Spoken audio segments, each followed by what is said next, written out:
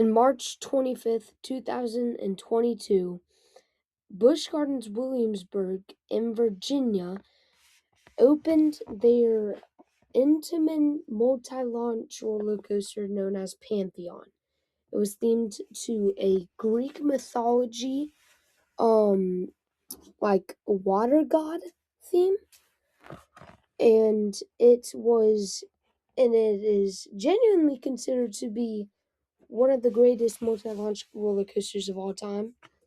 I went to Busch Gardens not too long ago, and this ended up being not just my favorite roller coaster in the park, but as of right now, my favorite roller coaster I've ever rode. Today I'll be giving a deep analysis, and I will be telling y'all if it is worth coming to Virginia to ride Pantheon, and then I'll rate it out of 10 at the very end. First off, I would like to address that this is one of the most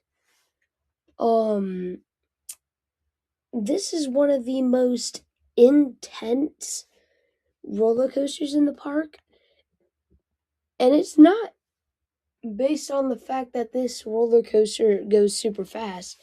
It's more so to the fact that there are insane laterals and stall in this roller coaster just like makes this not for everyone, but for me, I flippin' loved this. This is located in the Festa Italia section. In fact, I'm going to pop up all of the stats of this roller coaster. This stat page will be a recurring thing on my reviews, and it is based off of Coaster Studios format. So, thanks Coaster Studios. But yeah. So I'm going to talk about the layout now because that might be the main reason of why this coaster is so good in my opinion. The theme for Pantheon is one of the least themed roller coasters in the park. Like, it's not a Verbolten, it's not a dark coaster, it's not a Loch Ness monster. So yeah, it does not live up to the theming. Alright, let's talk about this layout. So the moment you leave the station, you're going to pop into a couple lateral, dips and turns, whatever you want to call them. They are all banked the wrong way. I guess this is supposed to, warm you up for the first launch. I think it does a pretty good job. I like the not correct format for this opening bit. Like, all of these turns could have been done in a different way that would make more sense. But no, it's strange and it's weird looking, and I kind of like it. So you immediately go into this first launch after those lateral dips and into the first inversion. I do not know what you would call this inversion, but I will put it up on the screen right here. I like this inversion a lot. It has some good hang time, like Copper Strike air time, and the launch still packs a punch. And I really like that inversion. It really sets the tone for how the rest of this roller coaster is gonna go. So yeah, let's keep going. So after you go into this roll, you're gonna experience some more of those little lateral dips into the best part of this ride, which is the non-stop launch action boomerang style with the giant spike.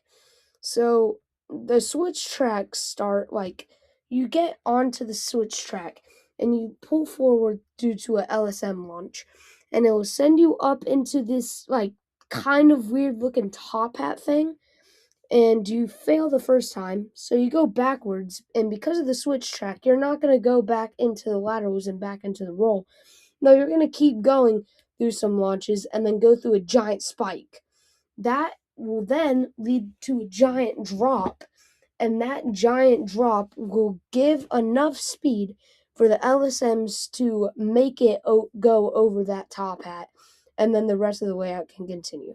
Before I keep going here, I want to talk about the spike. It is my favorite part of this roller coaster.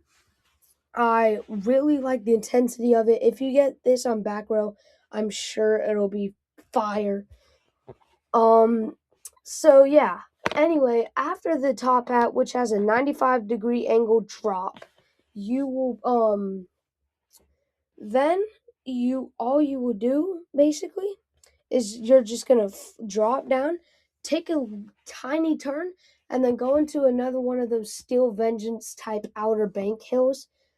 It was pretty trippy, to be honest. I'm gonna be honest with you. Anyways, after that hill, you turn back, and then you go through this stall. And this stall, may I tell you, this stall might just be the most wicked and most intense part of this ride.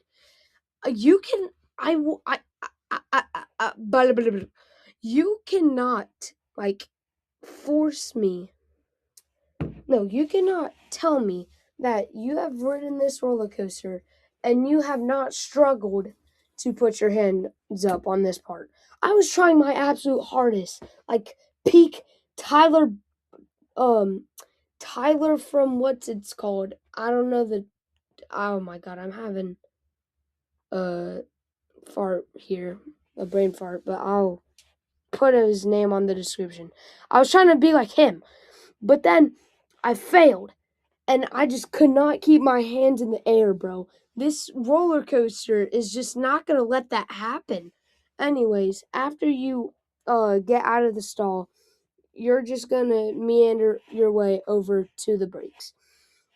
Holy crap. This roller coaster is not only my favorite roller coaster, but this is like beyond more intense than Fury, in my opinion. Fury is gloss smooth. This coaster is also gloss smooth. However, the fact that this coaster has a spike and you don't know what the crap is going on because it feels like dark magic, it just it feels more intense than Fury. I'm gonna be honest with you. Anyways, there's one thing I want to talk about before I give my rating and my final statement. I came on a day where there was going to be a drone show. I don't know if that happens every night, but there was a drone show, and I've only been there for one day.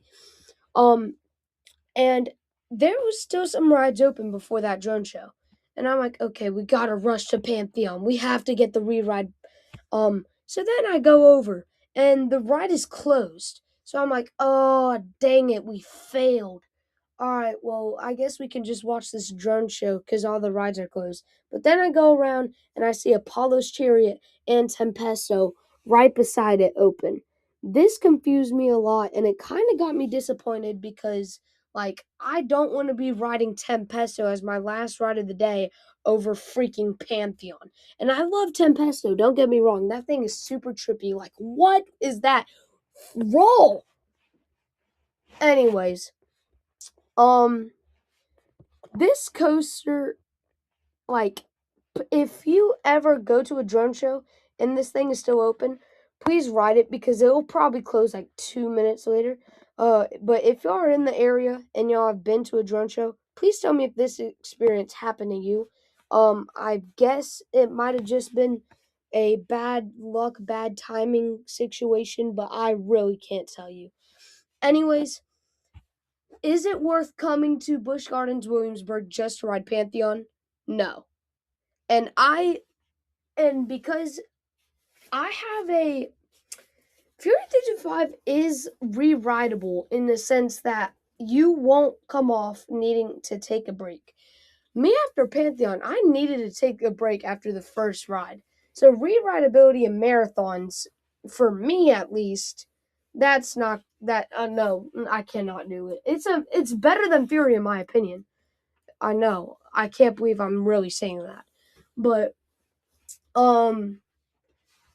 It's all I can really say is like this coaster is not as re-rideable as Fury, so it would make sense to come to Busch Gardens Williamsburg due to the fact that it's like one of the most beautiful parks in the entire world, but not the fact that Pantheon's there.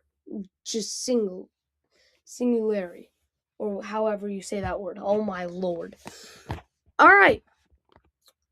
Final rating for this roller coaster.